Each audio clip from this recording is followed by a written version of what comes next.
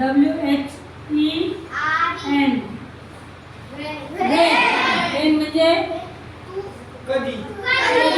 बरोबर. कधी किंवा त्याला आणखी आपण दुसरा शब्द वापरतो तेव्हा. कधी किंवा पुढचा शब्द आहे हू म्हणजे तुम्हाला विचारलं तुम्ही हू इज युअर फ्रेंड. तुझा फ्रेंड तुझी मैत्रीण हू म्हणजे काय कोण. हू म्हणजे कोण. आता आणखी एक शब्द आहे बघा WHOM. होम. काय शब्द आहे हा होमचा अर्थ माहिती आहे तुम्हाला. To whom you are writing. तू कोणाला लिहित आहे. होमचा अर्थ होतो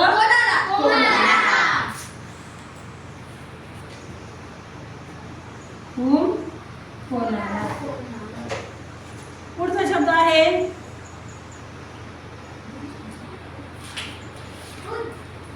हुज.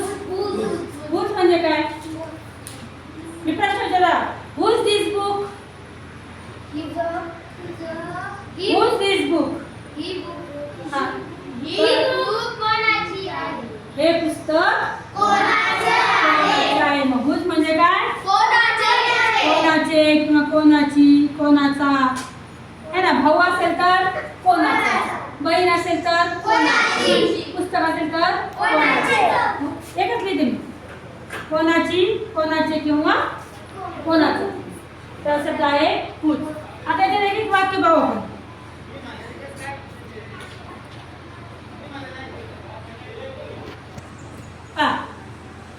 व्हॉट याचा काय प्रश्न तयार करता येतो आपल्याला. What is your name. अजून व्हॉट इज दिस. अजून What is your friend's name? What is your friend's name. What is your mother's name? What is your mother's name. What is your father's name? Father's name. म्हणजे काय या शब्दाने आपण एवढे प्रश्न बोलू शकतो की आपण व्हॉट या शब्दाने बोलू शकतो. एक सुद्धा उदाहरण दे. प्रश्नाचा मी प्रश्न लिहिते तुम्ही वाचायचे आणि आज सांगायचे.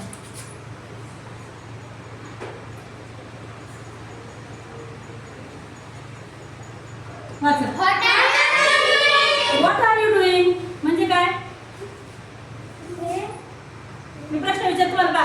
समजा तुम्ही काहीतरी बसलेले काहीतरी करताय तुम्ही आले विचारते तुम्ही काय करता? हा व्हॉट आर यू डुईंग. तुम्ही काय करता. डू म्हणजे करणे. व्हॉट आर यू डुईंग तुम्ही काय करता. आता हा प्रश्न कसा तयार करायचा ते आपण पुढच्या शिकू. पण आता प्रश्नाला कोणता शब्द वापरायचा येतो. आता तुम्ही कुठे राहत आहात असा प्रश्न आपल्याला विचारायचा असेल तर काय प्रश्न विचारणार. मग कुठेसाठी शब्द काय अर्थ काय शब्द आहे वेअरने सुरुवात करायची. जरा वेगळा पेन घेतली हा.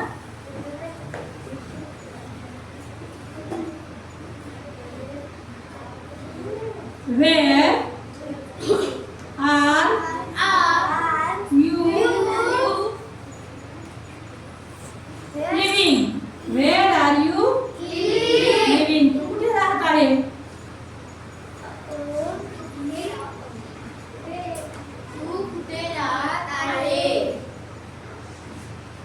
आणखी काय प्रश्न म्हणता येईल वेअरचा. Where are you? You Where are the walking? Where are you walking. बरं अजून तू कुठे जात आहे कसं विचारणार. Where are you? Where are you going. Going. Where are you going? तू कुठे राहत आहे. Where are you living. तू कुठे जात आहे. Where are you going. तू कुठे डान्स करत आहे. Where are you dancing? तू कुठे शिकत आहेस. Where are you शिकण्याला काय शब्द आहे स्टडी. studying? है ना. Where are you studying? Where are you Studying. तू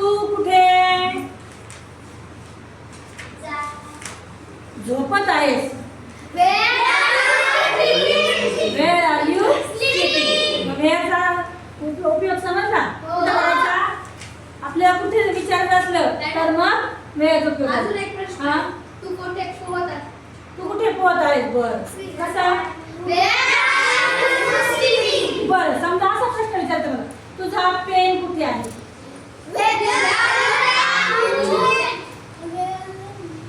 तुझा पेन कुठे आहे मग आता पहा वेळ शब्दासाठी का कुठे साठी काय शब्द वापरतो आपण वेळ प्रश्नाची सुरुवात वेळेने करायची वेळ तुझा पेन कुठे आहे मग कुठे शब्द आपण वापरला आहे साठी काय शब्द आहे is where is where is your pen कळलं का वेन केव्हा आता पहा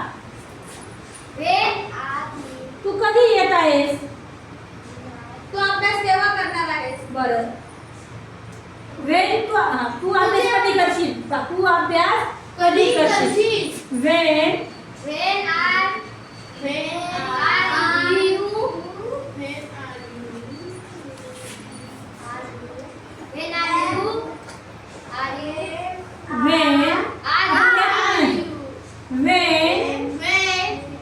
बरं ठीक आहे when are you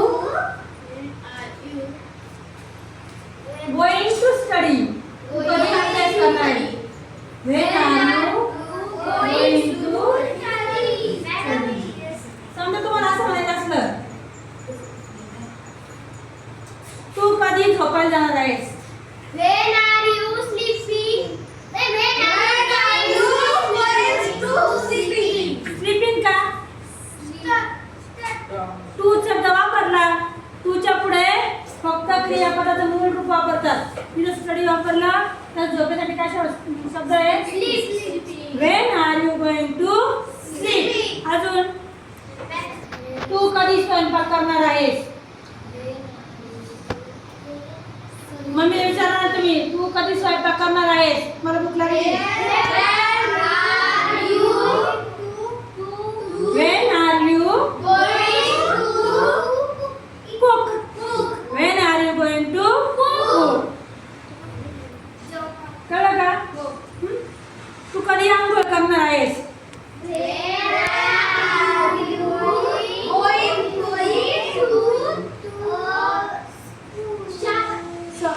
Wien are you going to take shower when are you going to take bath पुढचा आहे कोण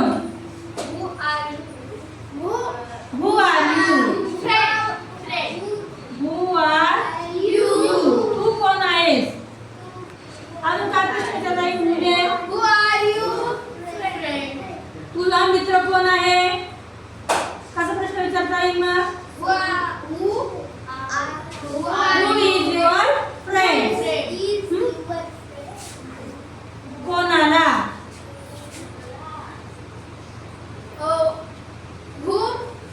who बरोबर whom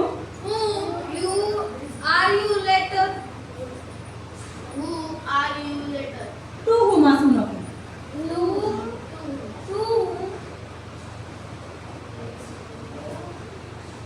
to whom are you giving तू कोणाला देत आहेस to whom are you giving letter okay तू कोणाला पत्र देत आहेस to whom are you giving letter तू कोणाला पेन देत आहेस to whom are you giving the pen समजा तुम्हाला असं म्हणायचंय पा खरेदी करणारा काय शब्द आहे बाय मग तू कोणासाठी ड्रेस खरेदी करत आहेस to whom by buying the dress to whom are you buying the dress तू कोणासाठी कपडे खरेदी करत आहेस कळलं का कोणाचे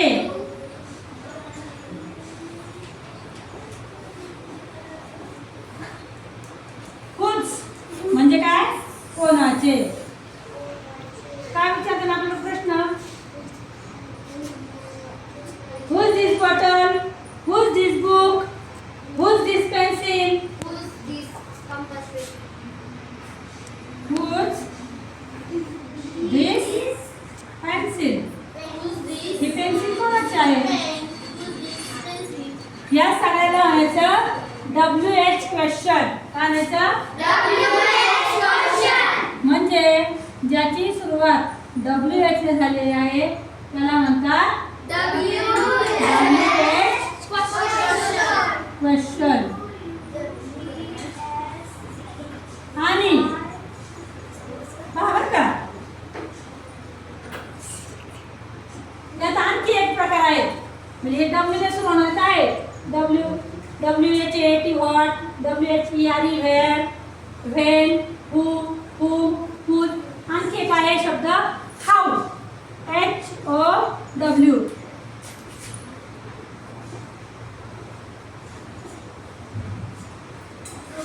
मुद्दाम होते बघा.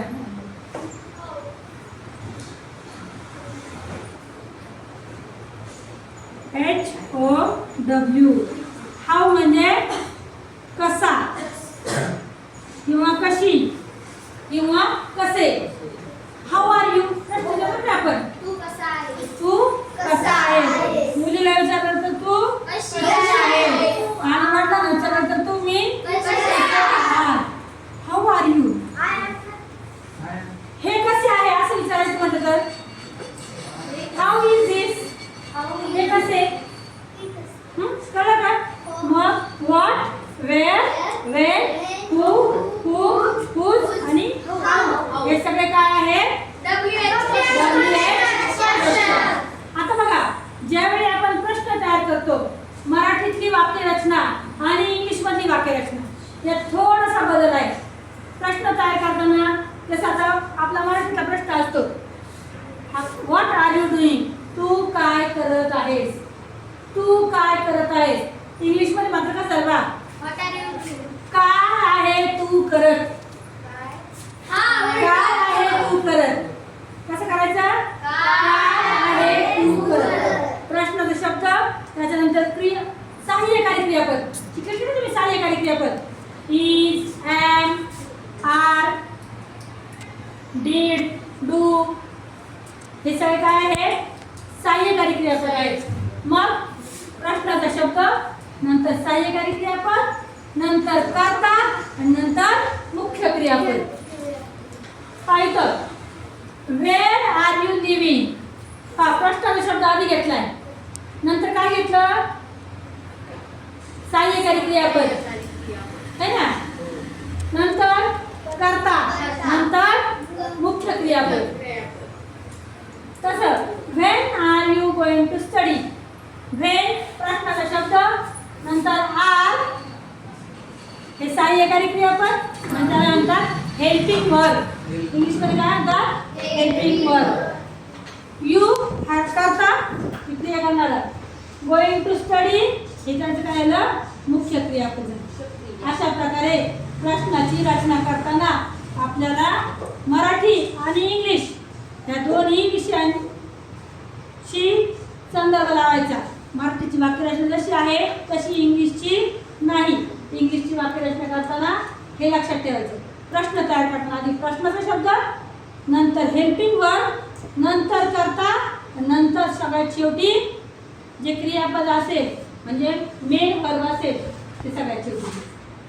हे समजलं तुम्हाला? आता याच्याप्रमाणे आपल्याला प्रश्न तयार करताना वेळ आज काय करते याचा व्हिडिओ पण टाकते फोटो पण टाकते.